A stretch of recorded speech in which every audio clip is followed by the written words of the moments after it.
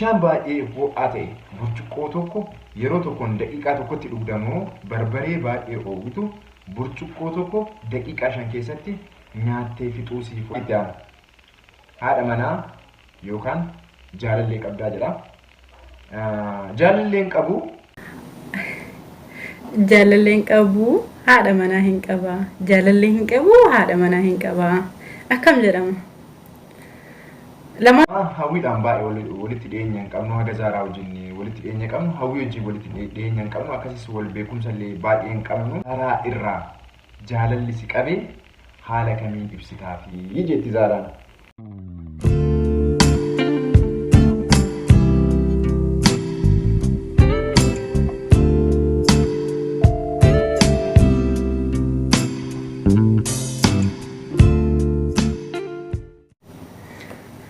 السلام عليكم ورحمة الله وبركاته. أشمع هركا فودي إلمان ورمو كان آمنتي في سبع وردوتو آمنتي كريستانا جتشو دا أشمع هركا فودي إسن إلالت إلمان ورمو سنجي كانتاتن درك أما هندو مكيسا نگا غافة چونك أبا وانتا إيفي جارة جرتو فياكي سني نگا بغا برها روغي سني بركن تنورا gabrummaa kan ilmaan oromoo bara hidhamtoonni siyaasaa hayyoonni keenya mana hidhaatiin nuuf bahan nuuf haa ta'u akkasuma ijoolleen biyya namaa jirtanis bara wanta gabrummaa jala jirtan hunda xumurta rabbi nuuf haa taasisu bara haarawaa ayyaani sun hayyamamu bara tokko bara biraatitti lubbuun jiraatanii darbuun kabajaa waan ta'eef baga bara haarawaa geessanii isiniin jedhee كسومان نتناجر كسومان ماركين جدما ماركي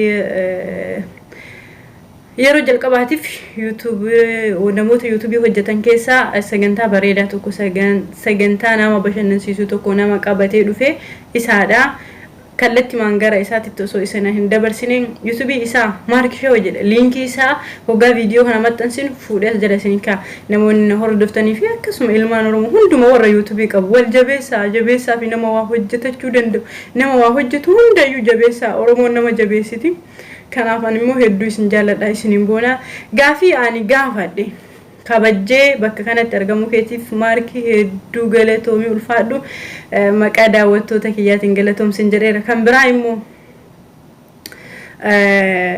gaafiin ani isa gaggaafadhe osoo daawwattoota kiyya hin hayyamsiifne gaafii gaafadhe daawwattoonni kiyya gaafii si gaafatan yoo qabaatan dhuftee deebisuun dirqama sarratti ta'uu beekuudha qabda gaafiin tokkoffaa isa gaafadhe mee isumarraa dhageessanii walumaan haa dhageeffannu dhageeffa Akkam jirtan hordoftoota Zaaraa Entertainmentii bakka jirtan hundattuu nageenya rabbii guddaan isiniif haa ta'u isiniin jedha.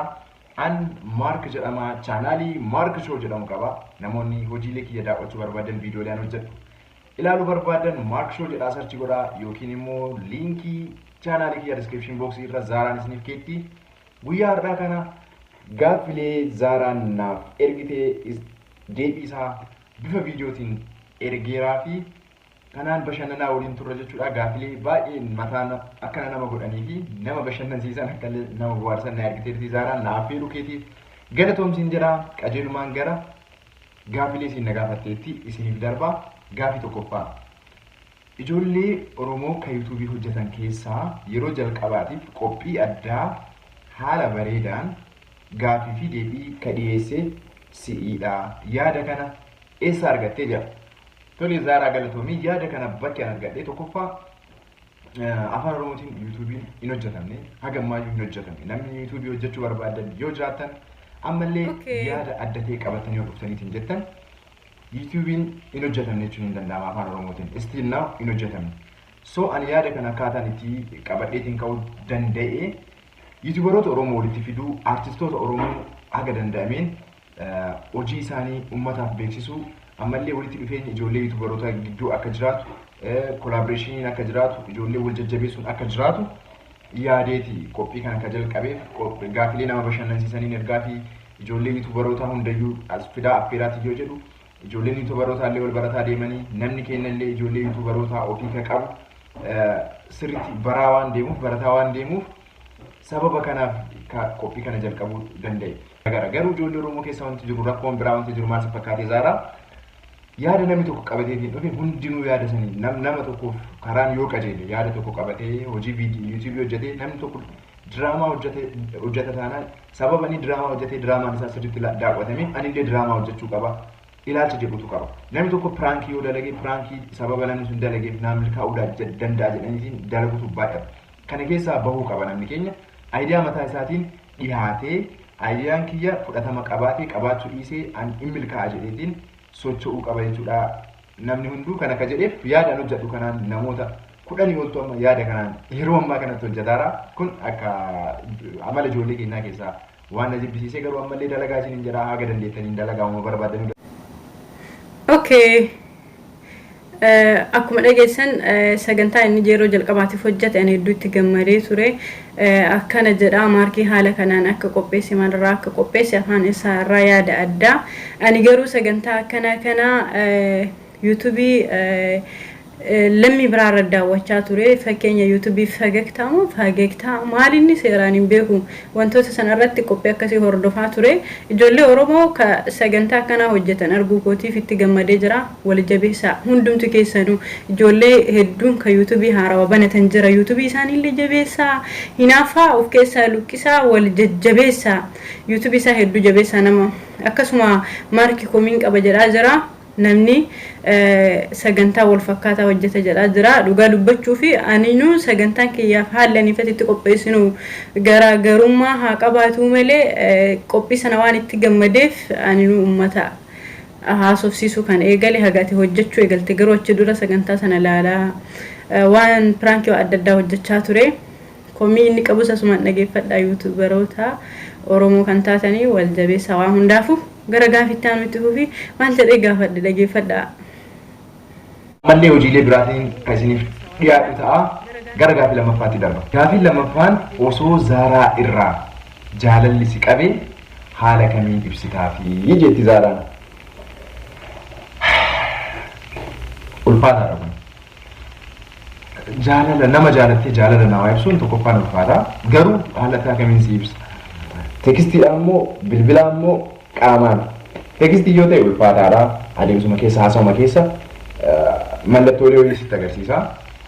Osoo yoo bilbilaan ta'es bilbilaan illee mallattoolee wayii sitti agarsiisu yoo si waliin haasa'u akkanatti tolu yoo ati baddu akkana jibbisiisu waan akkas akkasiiti. Garuu qaamaan osoo si argeeti akkamitti malaata. Zaaraa jedhee waa dubbachuuf natti ulfaataa. Achii booda Injiraami bakka alataan itti sitti himuu danda'u. Zaaraa maybe ati gara biraatiin na yaaduu dandeetta. Jechuun ati hariiroon ati na waliin qabaachuu barbaaddu hariiroo obbolummaa qofa ta'uu danda'a. Garuu ani hin beeku akkamitti akkasitti himuu danda'u. Wanta ani sitti himu kanaan na taajjabdaa jedheetiin waan sodaadhuuf wanta sitti himuu hin barbaanne tokkotu jira. Na taajjabuu dandeetta ati obbolummaan na dhiyaachuu barbaadda ta'a. Ani garuu siif fedhii addaa qaba. Si jaaladha Zaaraa. Waan jedhu na fakkaata. Aktiingiidhaan aktiingiin kiyyamoo akkam akka ta'e komintii irra na barreessaa ilaala. Gara gaafiitti aanuti ceenaa akkana deebisaa akkanatti waan sitti muna fakkaata yoo qaamaan ta'e qaamaan garuu ulfaata jedheera. Maarkiin waan jedhu dhageessanii jirtanii haala kanaan namni janajjanuu barbaadan namni jaalalli namarraa isin qabe jechuu haala kanaani akkatti gaafii dhiyeessitaniif asumarraa timirti barumsa waan jedhamu kuno asuma argattanii jirtan karaa fagoo deemuu isin hin barbaachisu kuno isa jala korrojaa asuma barumsa argattanii jirtanii baay'ee deemuu nama maal jedha kam waan hundaafuu kun akka waan biraatitti hin fudhanne entertainmentidha wal bashannansiisuu yookiin bakka hin jiraami akka waan biraatitti ka biraa keessatti hin fudhanne wal bashannansiisuu waan adda addaa isin kolfitanii seeqattanii fi gamanumaan namni Zaaraan jaallattu yookiin Zaaraa haadha mana godhachuuf yaaddu akka hin aarre ishee hin aarre naqinaatiin akkas hin qabne kuni sagantaa bashannanaati kan qabu Zaaraa irraa fakkeenya godhaa fi Maarkii sagantaa gaafiitti aanu itti fufi. Kee gaafii itti aanu afraffaa. Gaafii afraffaa maal jedhaa? Bara haarawaa kana bakka tokko deemi jedhanii qophii daawwannaa osoo si affeeranii biyya Zaaraan jirtu deemtamoo biyya hawwii sanyii Jawaar Muhammad jirtu deemtaa jedha. Inni ulfaata. Inni Zaara biraa deemu hawwii biraa deemu. Eenyuun bira deemaa hawwiidhaan baay'ee walitti dhiyeenya hin qabnu haga Zaaraa wajjin walitti dhiyeenya qabnu hawwii wajjin walitti dhiyeenya hin qabnu akkasumas wal beekumsa illee baay'ee hin qabnu. Kanaafuu most probably namni bira deemuu danda'u Zaaraadha. Zaaraa bira waan deemu na fakkaata. Qophii affeerraa na qopheessuu qabdamoo akkana jettee gaaffii osoo qofaan hin dhaabini qophii affeerraa na godhiiti biyyatti jirtu dhufa. Kana fakkaataa gaaffiin arfaffaan jechuudha. Hawwii bira maybe deemuu danda'a garuu hawwiidhaan baay'ee hin beeknu akkasumallee Naaziriin illee waan sodaadhu. Carraa kanaan hawwii fi Naazir baga gammadan jechuu barbaada cidha isaaniitiin wal qabsiisee namoonni akka Naazir nu haa baay'atanii dhiirri akka Naazir haa baay'atu lafa kana irraa isiniin jira. Okay.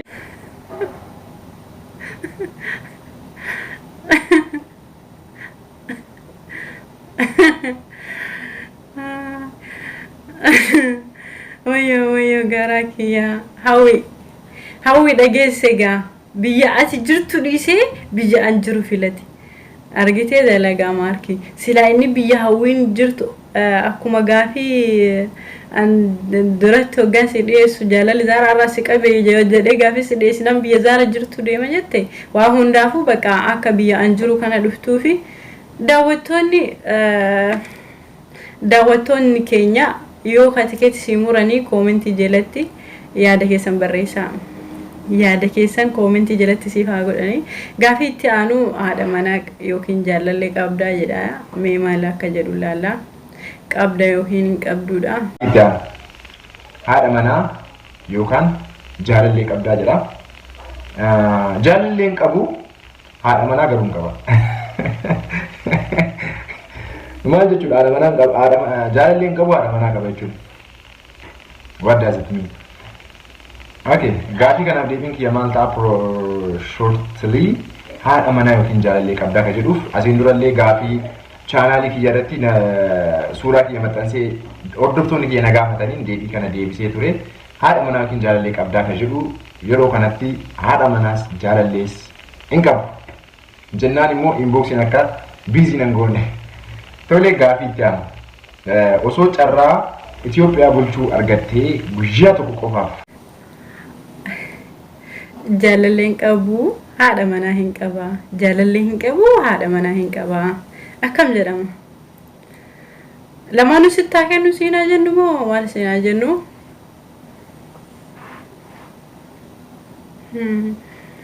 waa hundaafuu maal akkam jennu haadha manaa yookiin jaalallee qabda gaafii haadha jaalallee hin qabu haadha manaa hin qabu jaalallee Faatii manaa waladda lamaanuu si haa kennu jechuuf eebba hin taatu abaarsa namaa lama hin kennu jaalallee qabaachaa haadha manaa qabaachuu waan hin danda'amnee fi deebiin kan kee hin qabuudha akka nama fuudhuun barbaada shamarrii takka ta'e isatti heerumuun barbaadan koottaana dubbisaa koomentii jalatti namni mucaa qashtii kana narraa fudhattan piliis harka baasaa narraa fudhadhaa adaraa keessan kun as jalatti har'a waan asirratti dhufteeti hafeeramtee fi asuma haadha manaatiif jaalallee argattee galtaa asii kennee jira bakka namni narraa fudhachuu barbaadan adaraa keessan anetu fudhata jedhaati isinii kennee jira gurbaa kana haadha manaatiif jaalallee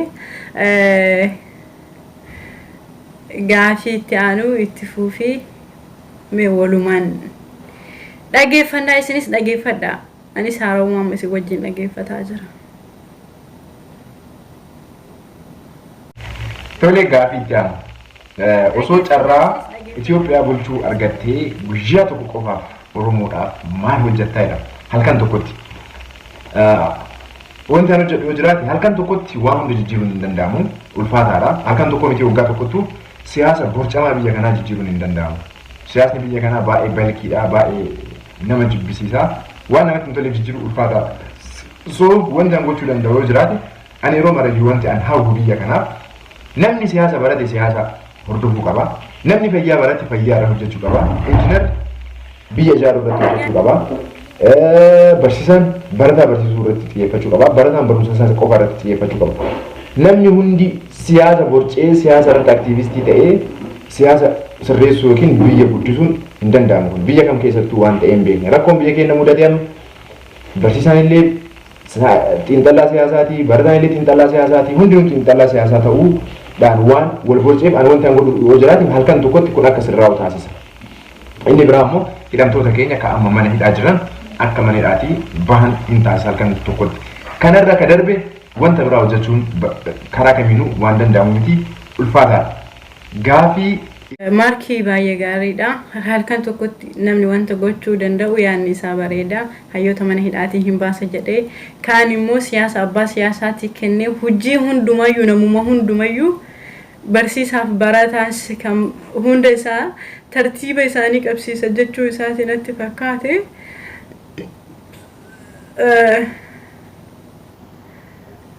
Akkanuma natti fakkaate daawwattoota keenya isin hoo osoo si taate osoo ati taateeti jechuudha. Osoo carraa akkasii argatte ati maal gochuu qabda koomentii jalatti nuuf barreessaa. Inni immoo kana gochuu danda'a jedhe. Ani immoo anis gaafa isin barreessiten isinii deebii laatee anis maal akka gochuu qabu isinii himuu danda'a guyyaa biraa. Gaafii itti aanu itti fufi. Gaafii itti aanu gaafii torbaffaa. Gaafiin torbaffaan xiqqoo ulfaatti. Bishaan baay'ee ho'aa ta'e burcuqqoo tokko yeroo tokkoon daqiiqaa tokkotti dhugdamoo barbaree baay'ee oowwitu burcuqqoo tokko daqiiqaa 5 keessatti nyaattee fixuu siif wayyaa jedha. Ulfaataadha. Bishaan burcuqqoo tokko daqiiqaa tokkotti dhuguu jechuun kun asii agasii kunuunsuu jechuudha. Baay'ee ulfaataadha. Sanuu yoo ta'e ani burcuqqoo 5 barbaree burcuqqoo 5 nyaachuu na wajja. Barbaree burcuqqoo 5 na gubee na dhiisa malee akka kanaatti ho'aa waan hin qabne tempereechar isaa ol ka'aa waan ta'eef gogaa qaamaa miidhuu danda'a bishaan. Barbareen garuu gubaatii malee akkasitti tempereechar isaa ol ka'eetiin gogaa quncisuun waan akkasii waan qabaatu miti. Barbaree filatee akkuma isin dhageessan barbaree kana immoo si haa kennanii daawwattoonni keenya kennaaf yookiin ansii kennuu qabaa. Dhuftee asirraa affeeramuu keetiif galatoomi. Kunoo ijoollee Oromoo kan yuutuubii hojjetan keessaa nama tokko isa baay'ee dinqisiifatu maqaa yaamii jedha.